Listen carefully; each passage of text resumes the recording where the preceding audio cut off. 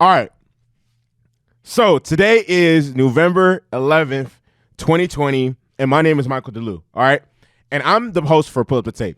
But before I get into today's show, which is going to be very, very good, I would like to take time out of my day and out of the show to appreciate the people who are listening to me, who are supporting me, who do help me carry on my vision, because it really does mean a lot. I'm not getting the most views right now, but that's not going to stop me from anything. You know what I mean? Like, consistent and gradual growth is what I want, and that's what I'm on right now. So with that being said, I would like to also ask that if you're listening to this podcast via any of the platforms that my podcast is distributed through, such as SoundCloud, Spotify, Apple Podcasts, share this podcast with anybody you know that loves sports, all right? Anybody you know that loves basketball, football, soccer, MMA, boxing, any of that, share this with them, all right? And if you're watching this on my YouTube channel, do me a favor. It only takes a couple seconds. Like this video, okay? It helps so much.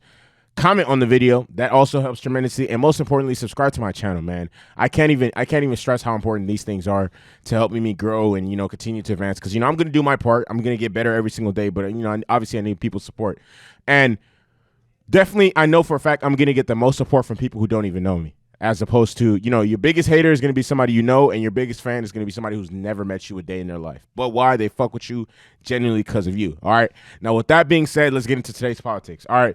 So I was really excited when I read this story because, one, it just symbolizes how close we are to basketball season starting back up. I know it wasn't too far removed that basketball season ended because, the Lakers won early October, if I'm not mistaken, and it's like, as of right now, it's, we're almost midway through November, and the season is starting late December. So basketball is almost back, all right?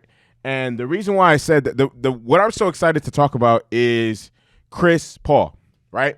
So, before the season's about to start, so before the season starts, training camp starts. Before training camp starts, the draft happens. Before the draft happens, free agency and all that stuff happens, all right? So, and before that, that's when the trade rumors start to pop up and whatever, so around trade rumors and whatever, that's when the draft is starting to come. So Chris Paul, who was just traded to the Oklahoma City Thunder in a blockbuster deal that sent him to OKC and Russell Westbrook to Houston, he's in trade rumors again, all right? So, for one, I mean, at this point in Chris Paul's career, there's a lot of things that are going – there are a lot of things that would lend to teams wanting to trade for him or trade him. He's making a lot of money, and he's a veteran player. And he's actually still very good veteran player. Last year, the season that just ended, he averaged 17 points, 6 assists, and 5 rebounds. And even before he got to OKC, nobody thought OKC was going to be in a position to even contend for a playoff spot, let alone be in the middle of the pack of the Western Conference and almost make it out of the second round and almost beat Houston because they lost in 7. So in the regular season, he averaged 17 points, 6 assists, and 5 rebounds. For the playoffs, that 7-game series that he was involved with against Houston, his old team, he averaged 21 points, 5 assists, and 7 rebounds, okay? And one thing that's important to note is even at the age of, if I'm not mistaken, Chris Paul's like 35. If I'm not mistaken, let me double check. Chris Paul, let's see. Chris Paul is born in 85. So that would make him 9 years older than me. And I'm 25. So So Chris Paul's birthday is, Chris Paul is 34, if I'm not mistaken. Yeah. Chris Paul's 34. Like how I just did that math real quick. No, Chris Paul's 35. His birthday was in May. All right. True, because I'm about to be 26. All right, but anyways, he's coming off a season where, like I said, he averaged 17.6 points, 6.7 assists, and 5 rebounds. And he led the Thunder to the playoffs. Thunder had a good team. Thunder had a good team. But like I said, he upped his scoring in the playoffs and upped all his stats in the playoff.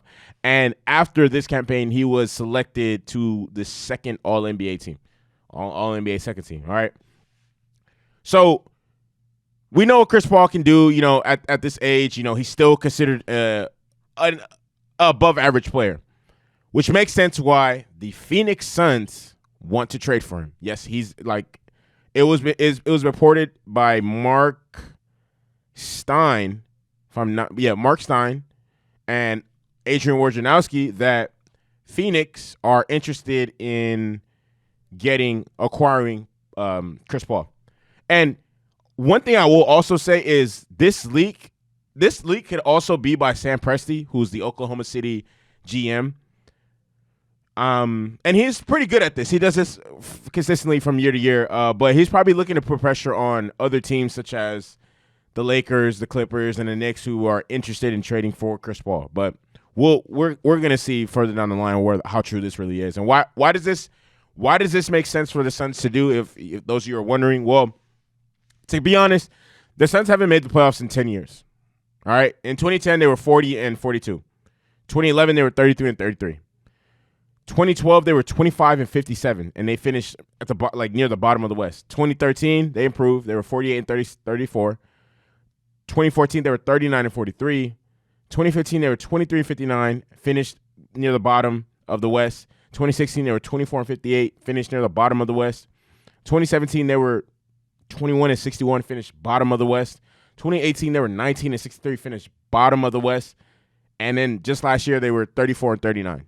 So that's 5 seasons where they finished near the damn bottom of the West out of 10 years. So 5 years they were absolute ass cheeks, and the other 5 they didn't make the playoffs. So they haven't. Yeah, the Suns haven't been. But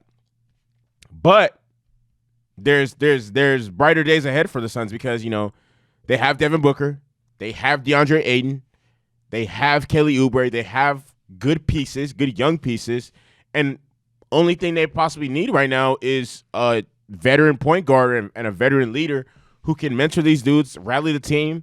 And honestly, what Chris Paul did with Oklahoma City last year, he can do with Phoenix if he gets traded to them this year. I honestly think. So, and even Chris Paul, he's involved in, like, he's gonna, if he does leave OKC this season, this offseason, he's gonna damn near pretty much choose where he wants to go because he's gonna be involved with the whole process. Because at this point, there's only a handful of teams that are actually going to want him or whatever. And then, I mean, he pretty much can choose from who wants him or whatever. But why does this make sense for Chris Paul? I mean, like I said, he's not opposed to going to Phoenix.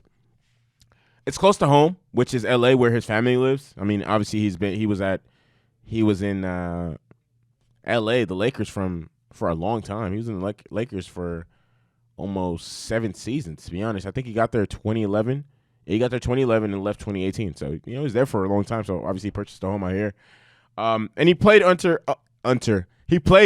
the head coach, Monty Williams, for 2 seasons while he was in New Orleans. So, it makes sense. And, like I said, for Phoenix, their main thing and why this makes sense for them and why they're, I think, attempting to even do this, it sends the right message to Devin Booker because about making the playoffs, because I've seen over and over and over and over again Devin Booker in offseason workouts talking eating, and people are just praising him. He's like, nah, I haven't done this. I haven't done it in the playoffs yet. I haven't done it in the playoffs. I've never been to the playoffs. So I think, and he's started to voice that much more often and more frequently to the point where, okay, if the Suns aren't able to make the playoffs or show some sort of inkling that they're going to be a good team anywhere down the line, he's out of there.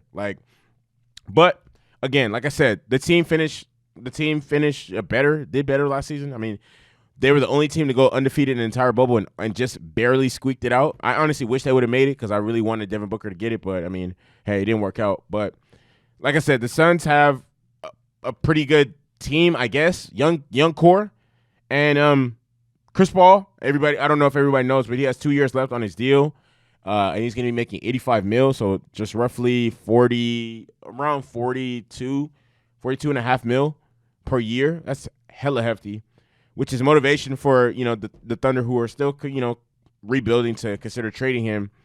The Thunder, however, have told teams that they remain interested in keeping Chris Paul next season. There's nothing actually in place or whatever like that that's imminent or it's going to happen. But I would assume that if this actually does go down, the Suns will probably trade Ricky Rubio, Kelly Oubre, probably a pick to Oklahoma City. But yeah, I'm curious to see how this is going to pan out and how this turns out. I'm really excited to see this because, I mean, this is going to be the start of many. We got so many more trades coming up. Who knows if Giannis gets traded? Who else? Just You never know. Bradley Beal. I don't know. Whatever happens, whoever gets traded. Can't wait to report it. Can't wait to feed the streets that hot. All right. So to my next topic. All right. So yesterday there was a really, really important call with the owners. Okay, and the main thing that came to an agreement is that the owners will expand the playoffs from 8. I think it's 8 teams to no. I think it's 14 teams. They would expand it from 14 teams to 16. Yeah, if I'm not mistaken. Let me see.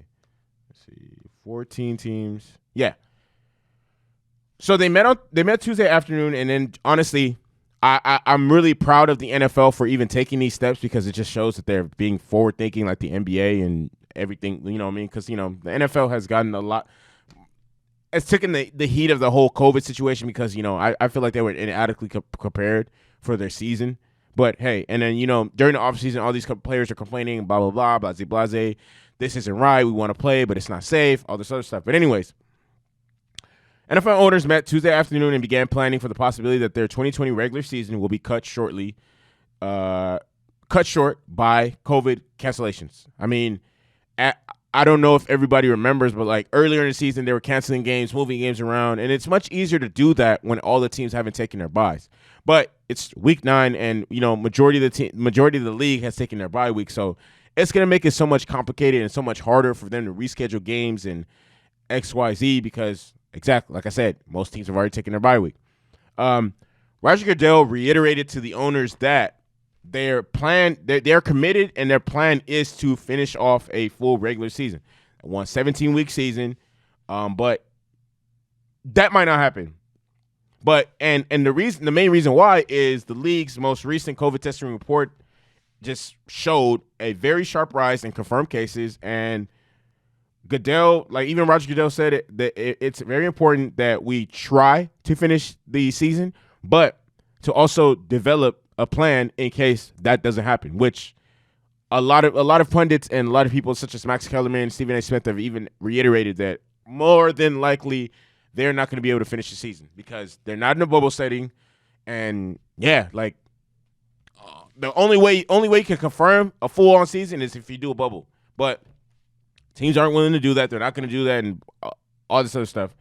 And, all this is in lieu of the fact that it says right here, 56 employees, which includes 15 players and 41 staff members, which confirmed positive tests from November 1st through the 7th, which is twice as much as any other period.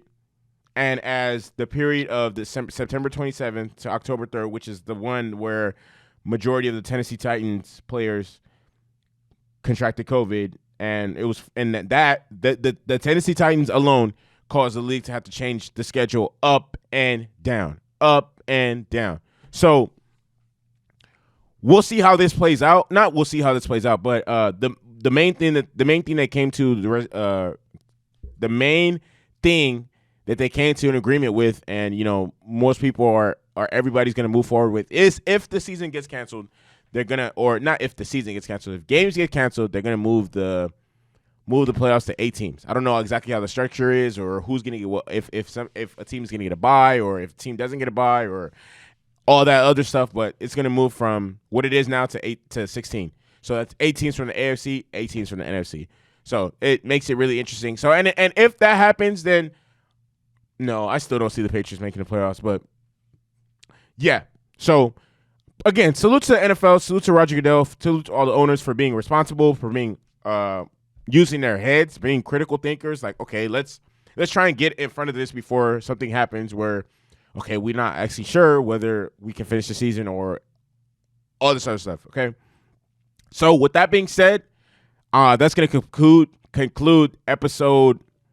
If I'm not mistaken, this is episode 39 of Pull Up the Tape. Man, I can't wait to 50, man. I'm popping out. Man, that's going to conclude episode 39 of Pull Up the Tape. With that being said, thank you very much. Thank you for listening. Thank you for sharing. Thank you for all that stuff. All right. So like I said before in the beginning of the episode, if you're new to this channel, like this video, Leave a comment on this video. Subscribe to my channel. It helps tremendously. If you're listening to this podcast via any of the platforms that I stream on, that my podcast is shared on, share this podcast with anybody you know that loves sports. With that being said, viral, movie, shake the room, bow, shoot for the stars, aim for the moon.